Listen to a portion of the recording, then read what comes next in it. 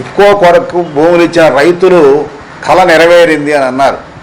1994-95 నుంచి ప్రారంభమైనటువంటి ప్రాసెస్ 95 పూర్తయింది. ఇఫ్కో భూముల సేకరణ. స్వర్గీయ పెళ్లకూరు రామచంద్రారెడ్డి గారు ఇఫ్కో చైర్మన్గా, పివి నరసింహరావు గారు ప్రధానమంత్రిగా ఉన్న కాలంలో ఇక్కడ ఇఫ్కో ఎరువుల కర్మాగారం స్థాపించాలని చెప్పి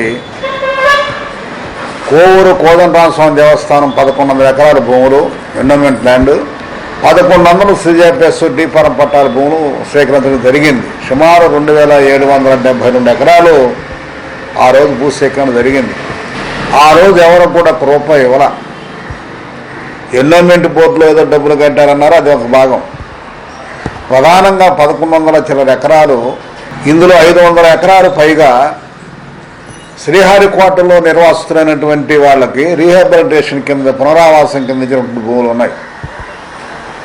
ఒక 500 చిల్లర ఎకరాలు 20 సూత్రాల పథకం కింద భూమి లేని నిరుపేదలకి, అట్లాగే మిలిటరీలో సేవలు చేసినటువంటి ఎక్సర్వీస్ మ్యాన్లకి ఇవ్వడం జరిగింది. 2008వ సంవత్సరంలో ఈ మొత్తం భూముల్ని కిసాన్ సెజ్గా మార్చి, ఈ కిసాన్ సెజ్లో